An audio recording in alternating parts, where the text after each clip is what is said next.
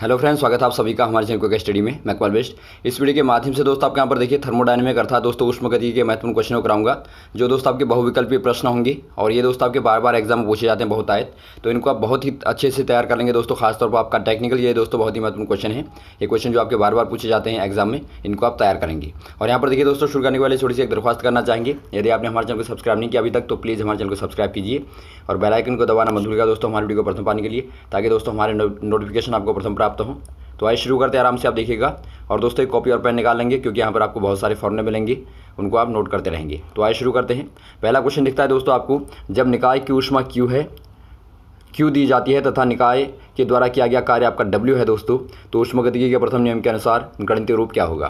दोस्तों यहाँ पर देखिए आपका थर्मोडायनामिक का फर्स्ट लॉ क्या कहता है दोस्तों, ऊष्मागतिकी का प्रथम नियम क्या कहता है। जब भी आप किसी निकाय को ऊष्मा देते हैं, आपने मान लीजिए Q ऊष्मा दी दोस्तों, तो ये दो प्रकार से खर्च होती है। पहला दोस्तों उसकी आंतरिक ऊर्जा में परिवर्तन करने के लिए, दूसरा आपका होती है उसमें कार्य के लिए, अर्थात निकाय के द्वारा जो किया गया कार्य है, दोनों में दोस्तों खर्च होती है। तो आप कह सकते हैं Q बराबर delta V delta U plus W।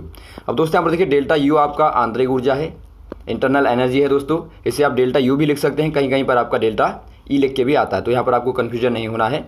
तो यहाँ पर आपका डेल्टा E लिख के दिया तो आप E ही मान लेंगे। तो यहाँ पर क्या गया दोस्तों, डेल्टा E बराबर निकालेंगे दोस्तों आप, तो आपका Q माइनस W आ गया। तो ऑप्शन नंबर आपका चौथा वाला दोस्तों सही हो जाएगा। अगला क्वेश्चन देखिए दोस्तों, किसी आदर्श गैस के लिए समतापी प्रसार में क्या होता है दोस्तों, आंतरिक ऊर्जा घटती है, आंतरिक ऊर्जा बढ़ती है, या संपूर्ण ऊर्जा घटती है, या आंतरिक ऊर्जा स्थिर रहती है। इसमें दोस्तों यहाँ पर देखिए आपकी आंतरिक ऊर्जा स्थिर रहती है, आप ध्यान देंगे। अर्थात यहाँ पर दोस्तों आपकी डेल्टा U बराबर आपका 0 होगा, कोई भी दोस्तों परिवर्तन नहीं होगा। तो ये आप कंडीशन याद रखेंगे। ये दोस्तों आपकी समतापी ऊर्जा समीकरण का दोस्तों कंडीशन है। अगला क्वेश्चन देखिए, एंथैल्पी डेल्टा H और आंतरिक ऊर्जा डेल्टा E में क्या संबंध है। दोस्तों यहाँ पर देखिए एंथैल्पी के बारे में आपको बता दें, एंथैल्पी जो आपकी होती है दोस्तों, ये पूरी ऊर्जा होती है किसी निकाय की। अर्थात मान लीजिए कोई निकाय आपका इस प्रकार से है दोस्तों, इसकी आंतरिक ऊर्जा क्या होगी, मान लीजिए आपने डेल्टा E मान ली या फिर आप डेल्टा U मान लें, प्लस दोस्तों आपकी जो परिसीमा की ऊर्जा है। कहने का मतलब है आपको पता होगा एक आपका क्या होता है, एक आपका निकाय होता है, तो निकाय की दोस्तों यहाँ पर देखिए सीमा भी होती है। तो सीमा पर जो आपकी ऊर्जा है उसे आप मान सकते हैं दोस्तों P डेल्टा V। तो कुल ऊर्जा कितनी हो जाएगी दोस्तों, डेल्टा H बराबर delta E plus P delta V। तो ये दोस्तों आपका फॉर्मूला होता है। तो इसके अकॉर्डिंग आपका जो सूटेबल है आप टिक कर देंगे। यहाँ पर आपको दिखता है दोस्तों ऑप्शन नंबर 3 वाला। यहाँ पर आपका देखिए आंतरिक ऊर्जा को डेल्टा U लिख दिया, तो यहाँ पर आप डेल्टा U भी लिख सकते हैं, ऊपर आपका डेल्टा E बोला गया है तो आप डेल्टा E भी यहाँ पर मान सकते हैं। तो यहाँ पर आपको थोड़ा सा मिसप्रिंट है, तो यहाँ पर कन्फ्यूजन नहीं होना है। आंतरिक ऊर्जा प्लस P डेल्टा V आप याद रखेंगे। यदि आप खाली H निकालें दोस्तों, H बराबर आपका होता है, आप आंतरिक ऊर्जा आपकी E मान लीजिए प्लस PV, तो इसे आप याद रखेंगे, ये आपका फॉर्मूला होता है। अगला क्वेश्चन देखिए दोस्तों, निकाय की एंथैल्पी परिवर्तन डेल्टा H तथा आंतरिक ऊर्जा डेल्टा E में क्या संबंध है। दोस्तों यहाँ पर देखिए वही क्वेश्चन दोबारा आ गया, तो वही संबंध भी आपका होगा, डेल्टा H बराबर delta E plus P delta V। अब दोस्तों यहाँ पर देखिए आप चाहें तो P डेल्टा V बराबर लिख सकते हैं, यहाँ पर आपको एक नया फॉर्मूला दिया है, तो डेल्टा E तो आपका वैसे ही रहेगा, प्लस P डेल्टा V की जगह पर दोस्तों आप लिख सकते हैं डेल्टा nRT। अर्थात दोस्तों यहाँ पर देखिए आपका समीकरण जो आदर्श गैस का होता है वहाँ से दोस्तों आपने पुटअप कर दिया, तो ये दोस्तों आपका नया बनता है। तो आपका ऑप्शन नंबर 3 वाला दिखता है दोस्तों, आपका 3 वाला सही हो जाएगा। डेल्टा H बराबर delta U plus delta nRT, तो ये वो आपका बेसिकली वहीं से बनता है। आपको फंडामेंटल जो आपका मेनली फॉर्मूला है वो आपको याद रखना है। अगला क्वेश्चन देखिए दोस्तों, हाइड्रोजन गैस की 25 डिग्री सेंटीग्रेड पर दहन ऊष्मा का मान आपको दिया -68.4 किलो कैलोरी। तो बताना दोस्तों आपको जल की 25 डिग्री सेंटीग्रेड पर संभव ऊष्मा क्या होगी।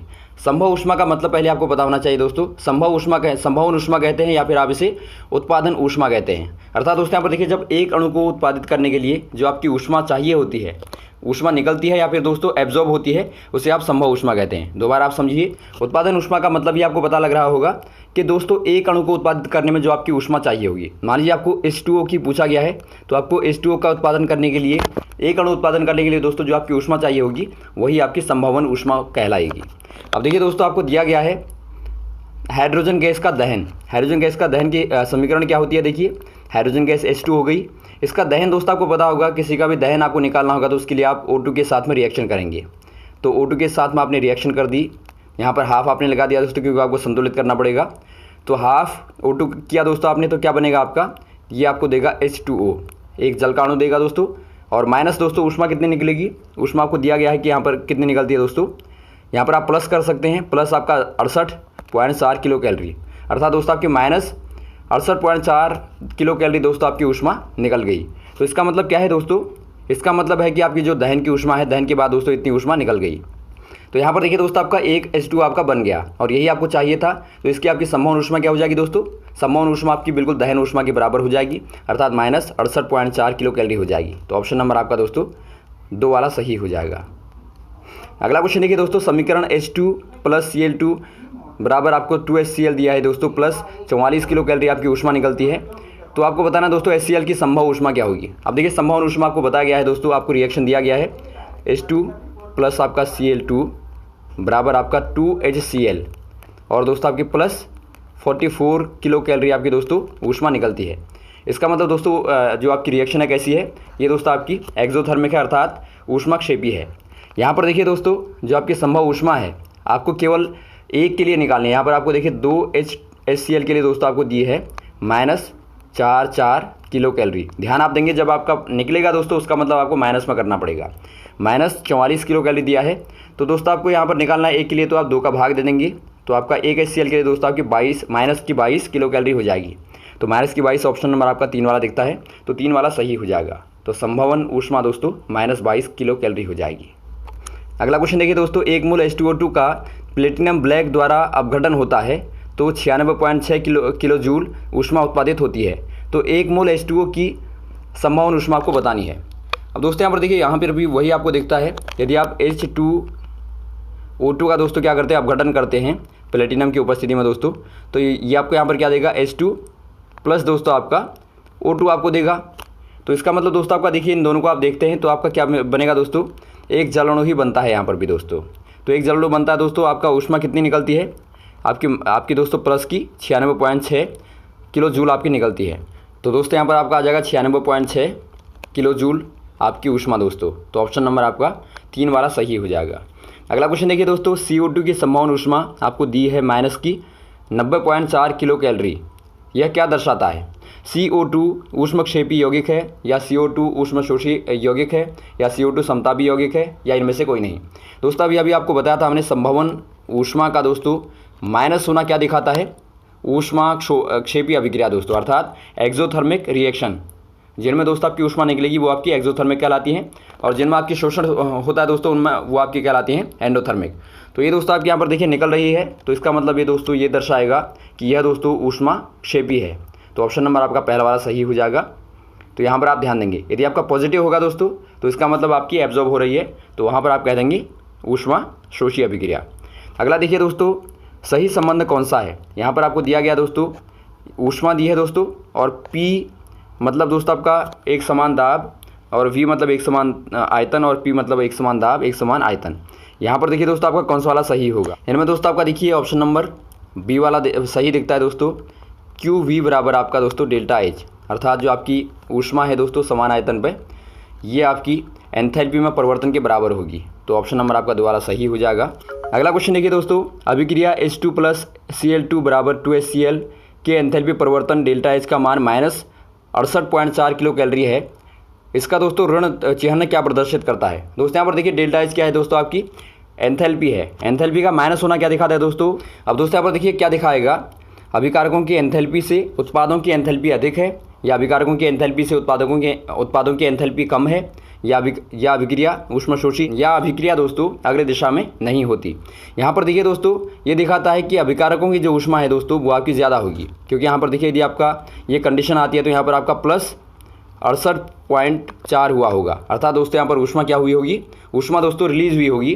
तो आपका देखिए यदि आप डेल्टा एच निकालेंगे तो इसे आप दिखा देंगे दोस्तों माइनस का 68.4, क्योंकि दोस्तों आपकी यहाँ पर देखिए ये ऊष्मा दोस्तों आपकी निकल रही है, तो इसे आप माइनस में दिखाते हैं। तो इसका मतलब दोस्तों ये क्या है, अभिकारक जो हैं दोस्तों जो रिएक्शन करने वाले हैं उनकी ज़्यादा ऊष्मा है जो उत्पाद है उसके मुकाबले में। अगला क्वेश्चन देखिए दोस्तों, मेथेन, एसिटिलीन, एथिलीन तथा बेंजीन की दहन ऊष्माएँ। दहन ऊष्मा का मतलब आपको बता दिया था दोस्तों।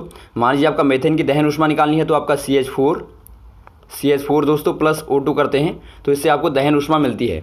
रिएक्शन होगी जो आपका निकलेगा दोस्तों वो आपकी ऊष्मा दहन ऊष्मा कहलाती है। तो यहाँ पर देखिए आपका मीथेन की और सभी की आपको दी है माइनस का 213, माइनस का 310, माइनस का 337 तथा माइनस का 410 किलो कैलोरी क्रमशः दिया दोस्तों। तो सबसे अच्छा ईंधन कौन सा है? अब देखिए दोस्तों, जो ज़्यादा ऊष्मा देगा, जलाने के बाद में जो ज़्यादा ऊष्मा देगा दोस्तों, वही आपका अच्छा ईंधन कहलाएगा। तो इनमें आपका ज़्यादा कौन देता है? यहाँ पर आप देखते हैं दोस्तों, बेंजीन का देखिए आप, बेंजीन की है माइनस की 410 है दोस्तों। माइनस का मतलब आपको बताया था हमने दोस्तों, ऊष्मा निकलेगी। तो इतना किलो कैलोरी दोस्तों यहाँ पर देता है। तो इसका मतलब सबसे ज़्यादा दोस्तों दहन ऊष्मा बेंजीन की है। तो आप कह देंगे बेंजीन दोस्तों सबसे अच्छा ईंधन होगा। तो ऑप्शन नंबर आपका चौथा वाला दोस्तों आपका सही हो जाएगा। अगला क्वेश्चन देखिए दोस्तों, मानक अवस्थाओं की स्थिति क्या है? ये क्वेश्चन महत्वपूर्ण है दोस्तों। मानक अवस्थाओं की स्थिति में आपका तापमान और आपका जो दाब है क्या होना चाहिए? 25 केल्विन तथा 1 एटमॉस्फेयर, या 0 डिग्री सेंटीग्रेड तथा 1 एटमॉस्फेयर, या 20 डिग्री सेंटीग्रेड तथा 1 एटमॉस्फेयर, या 25 डिग्री सेंटीग्रेड तथा 1 एटमॉस्फेयर। ये दोस्तों आपके यहाँ पर होता है तापमान 25 डिग्री सेंटीग्रेड होना चाहिए और दाब दोस्तों आपका 1 atm होना चाहिए, 1 एटमॉस्फेयर होना चाहिए। तो ऑप्शन नंबर आपका दोस्तों 4 वाला सही हो जाएगा। अगला क्वेश्चन देखिए दोस्तों, अभिक्रिया की स्वतः परिवर्तित होने की कसौटी है। आपने देखा होगा दोस्तों, इस प्रकार की अभिक्रिया होती हैं जो आपकी स्वतः परिवर्तित होती हैं।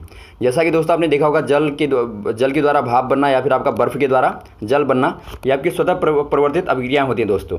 तो यहाँ पर देखिए दोस्तों, आपको जहाँ पर Ag दिख रहा है वहाँ पर आपका डेल्टा G होगा। डेल्टा G का मतलब होता है दोस्तों आपका गिब्स ऊर्जा। गिब्स ऊर्जा मतलब दोस्तों आपकी जो मुक्त होने वाली ऊर्जा होती है अभिक्रिया के बाद, निकाय के बाद, वो दोस्तों आपकी गिब्स ऊर्जा कहलाती है।